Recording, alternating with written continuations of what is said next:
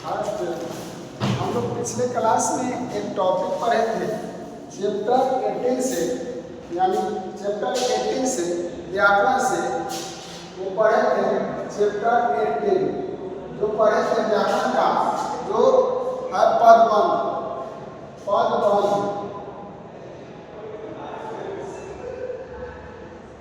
पिछले क्लास में हम लोग पढ़े थे कि वर्ण, उसके बाद शब्द, उसके बाद वाक्य और उसके बाद पदबंध के विषय में पढ़े।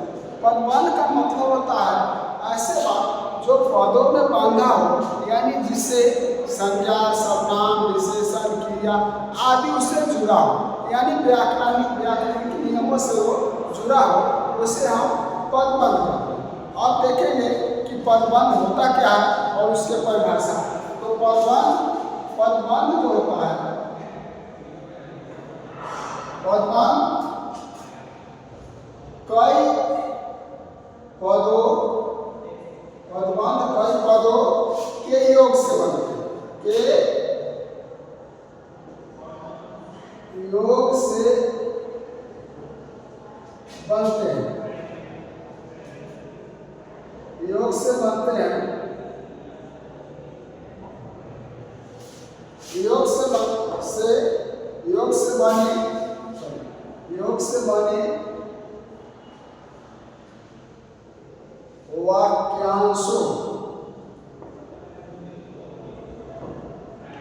वाक्यांशों को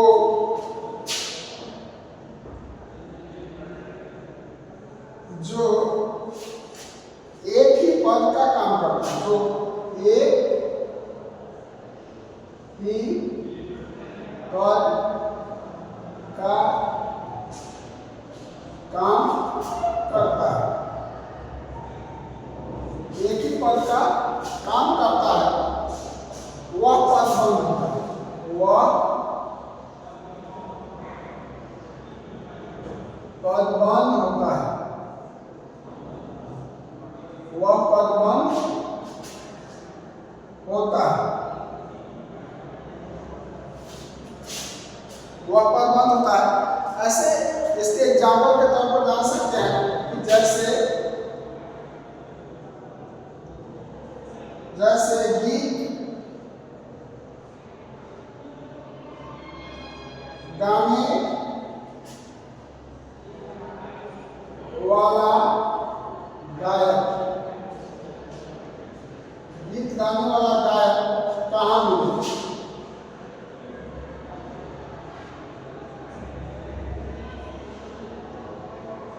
मिले। तो यहाँ मुख्य रूप से देखेंगे कि जोर दिए हुए है कि गायक पर यहाँ रेखांकित हुआ। हमेशा से किसी भी एग्जाम में या किसी भी कोई कॉम्पिटिटिव एग्जाम, इन सब में जो भी क्वेश्चन पूछेगा अधिकतर तक रेखांकित होगा। कहाँ तक रेखांकित है? तो यहाँ देखेंगे गीत गाने वाला गायक, तो एक पदबंध है। अब इसके बारे में जानेंगे, इसके भेदों के बारे में और विस्तार से जानेंगे, जिससे और एग्जाम्पल के तौर पर वे क्लियर हो।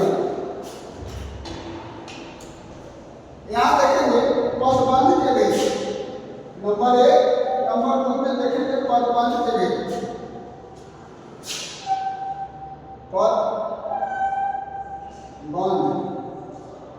पदबंध के भेद देख सकते हैं। पदबंध के 5 भेद होते हैं। पदबंध के मुख्य रूप से 5 भेद होते हैं।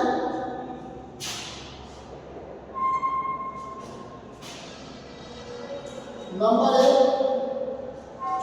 संज्ञा पदबंध।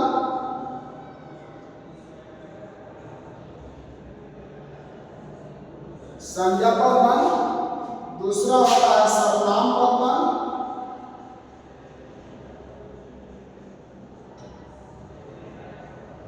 सर्वनाम पदबंध। तीसरा होता है विशेषण पदबंध।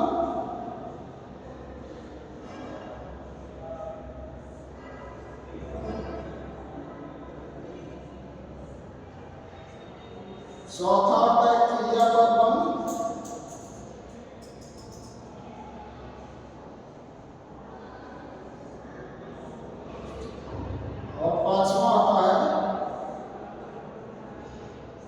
विशेषण करना।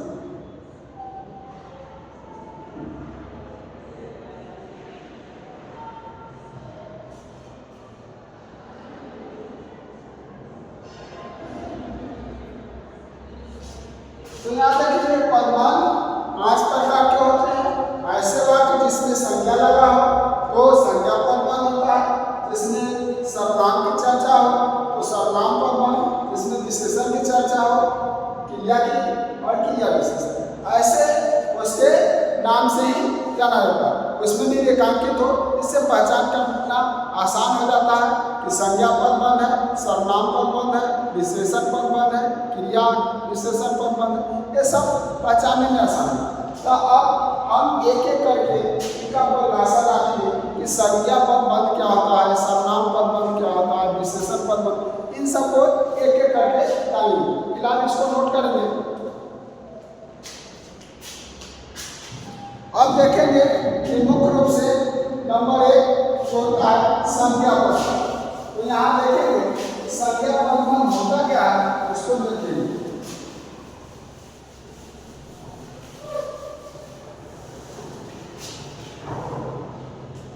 नंबर 1 संज्ञा पदबंध।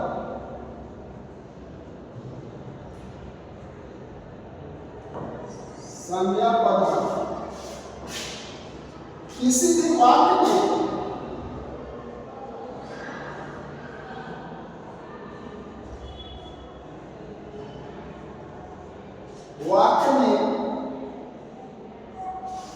किसी भी वाक्य में संज्ञा के रूप में प्रयुक्त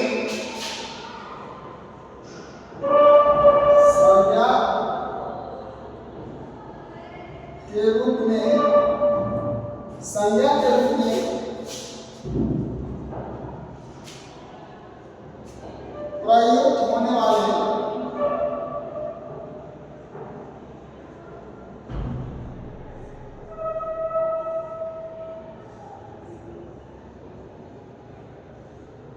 वाले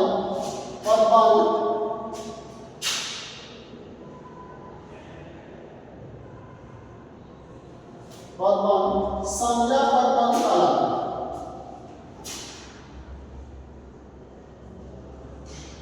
संज्ञा पदबंध कहलाते हैं। याद रखिए कि संज्ञा पदबंध किसी भी वाक्य में संज्ञा के रूप में प्रयुक्त होने वाले पदबंध संज्ञा पदबंध कहलाते हैं। जैसे एग्जाम्पल के तौर पर देखेंगे, जैसे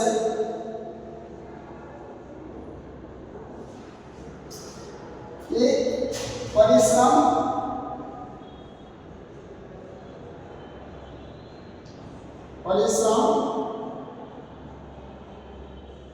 करने वाले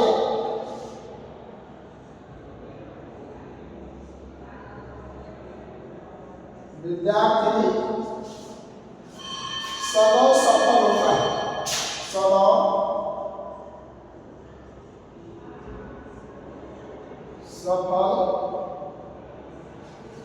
सफल होते हैं।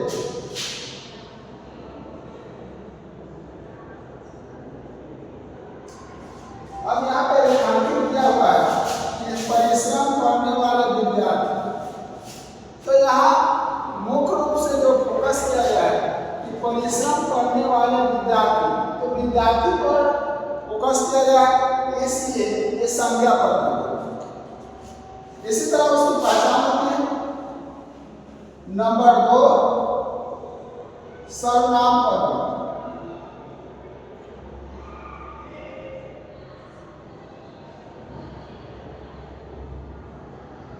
सर्वनाम पदबंध जिसमें किसी भी वाक्य में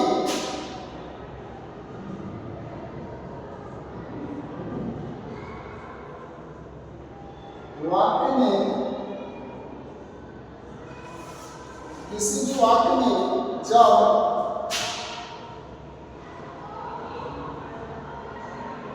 एक से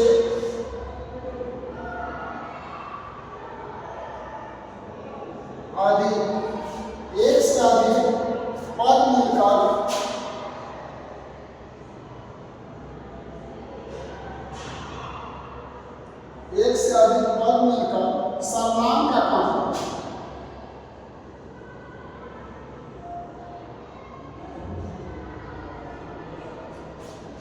काम करते हैं।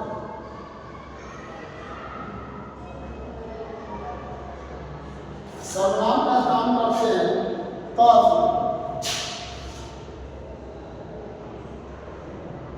वे सर्वनाम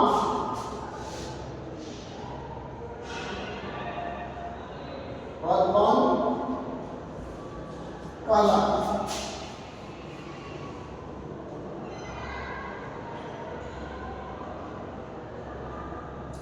तब वे सर्वनाम पदबंध कहलाते हैं। याद है कि सर्वनाम पदबंध किसी भी वाक्य में जब एक से अधिक पद मिलकर सर्वनाम का काम करते हैं तब वे सर्वनाम पदबंध। यहाँ देखेंगे कि मुख्य रूप से संज्ञा पर जोर दिया गया, इसलिए संज्ञा पदबंध। यहाँ सर्वनाम की बात कर रहा है तो ये सर्वनाम पदबंध होगा। उदाहरण के तौर पर देखेंगे जैसे जैसे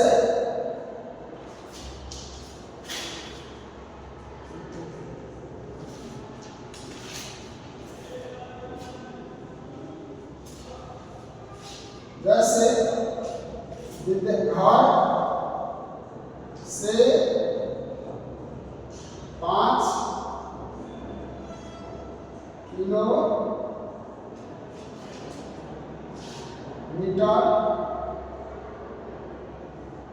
दूर हमारा विद्यालय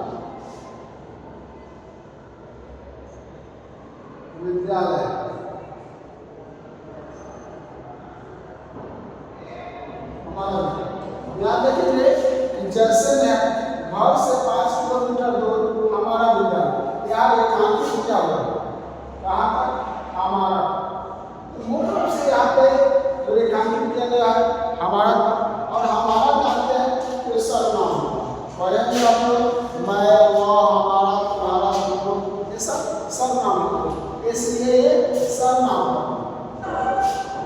अगला है वह विशेषण पद।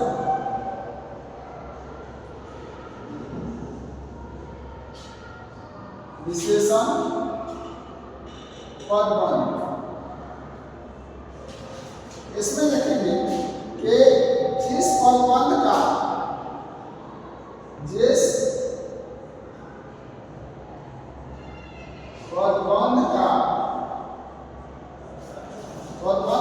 अंतिम शब्द विशेषण हो, अंतिम शब्द विशेषण, अंतिम शब्द विशेषण हो तथा अन्य पद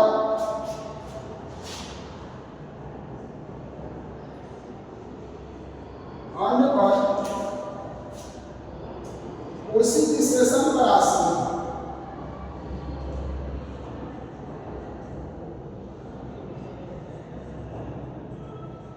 विशेषण पर आश्रित, आश्रित हो यानी निर्भर हो,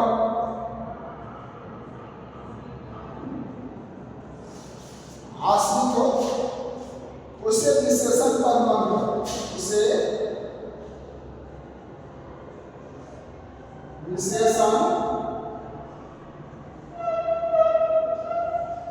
पदबंध करते हैं।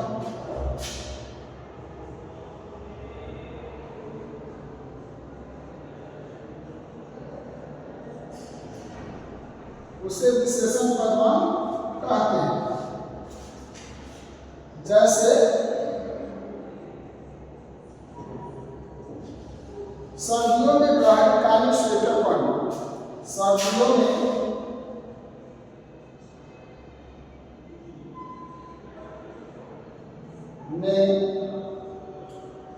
गहरी काली स्वेटर पहनो।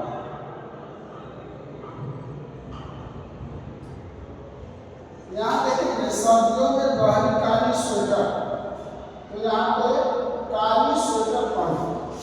यहाँ देखेंगे कि विशेषण पदबंध जिस पदबंध का अंतिम शब्द विशेषण हो तथा अन्य पद उसी विशेषण पर आश्रित हो उसे विशेषण पदबंध कहते हैं। जैसे सर्दियों में गहरी काली स्वेटर हो।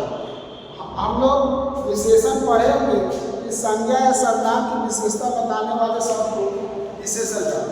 इसमें से विशेषण 4 प्रकार के होते हैं: गुणवाचक विशेषण, परिमाणवाचक विशेषण, सर्वनामिक विशेषण और संख्यावाचक। उसी विशेषण की यहाँ पे देखेंगे इसमें गुण यानी काला स्वेटर के बारे में बता रहा है। तो यहाँ पे वो काली स्वेटर के बारे में बता रहा है, इसलिए काला यहाँ पे गुणवाचक विशेषण है। इसलिए ये वाक्य जो है क्या है, विशेषण पद है। तो इसको आपको नोट करेंगे।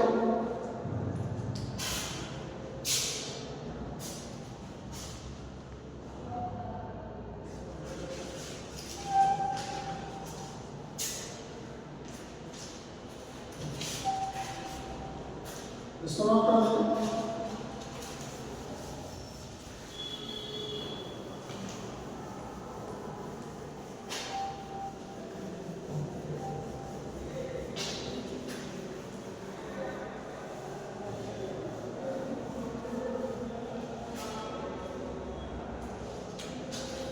अब हम लोग आगे पढ़ेंगे नंबर 4 क्रियापद।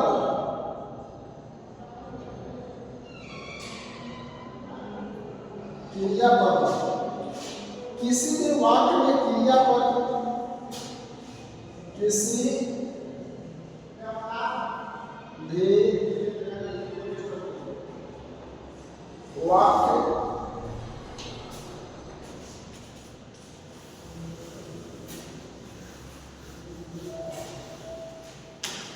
भी वाक्य में क्रिया का कार्य करने वाले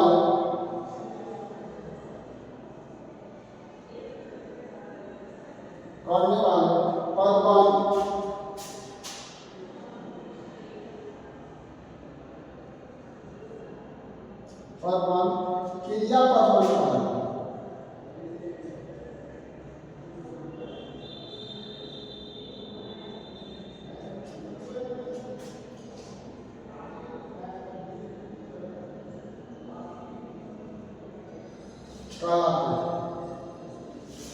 हम लोग मुख्य रूप से क्रिया पढ़ेंगे कि किसी भी काम को करने या होने का बोध हो उसे हम क्रिया कहते हैं। और क्रिया को 2 भागों में बांटा गया है, सकर्मक क्रिया और अकर्मक। तो यहाँ पे ध्यान देंगे कि क्रिया पदबंध जो होता है किसी भी वाक्य में क्रिया का कार्य करने वाले पदबंध क्रिया पदबंध कहलाते। जैसे देखेंगे मतलब काम करने वाले, जैसे यहाँ देखेंगे जैसे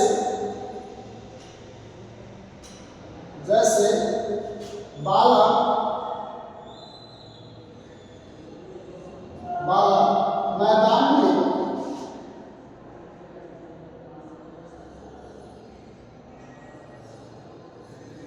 मैदान में फुटबॉल खेला है।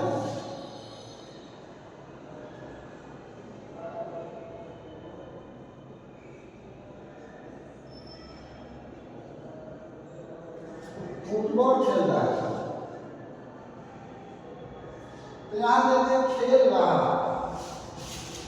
इससे पहले बताया कि बालक में यहाँ देखें किसी भी वाक्य में क्रिया का कार्य करने वाले पदबंध क्रियापद है। तो यहाँ ध्यान देंगे जैसे बालक मैदान में फुटबॉल खेला। तो यहाँ खेलना जो है क्रिया है, इसलिए क्रियापद है। आगे नंबर 5 जो है वो है क्रिया विशेषण पद। हम लोग पढ़े होंगे अव्यय और अव्यय के ही भेद, इसको अव्यय या अविकारी शब्द कहते हैं। अव्यय का ही भेद है वो क्रिया विशेषण, और वो क्रिया विशेषण के भी 4 भेद होते हैं।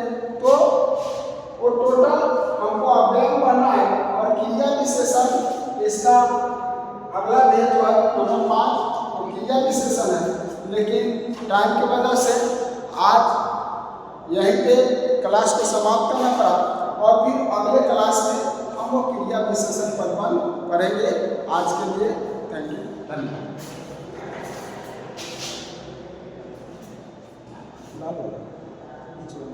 लाल वाला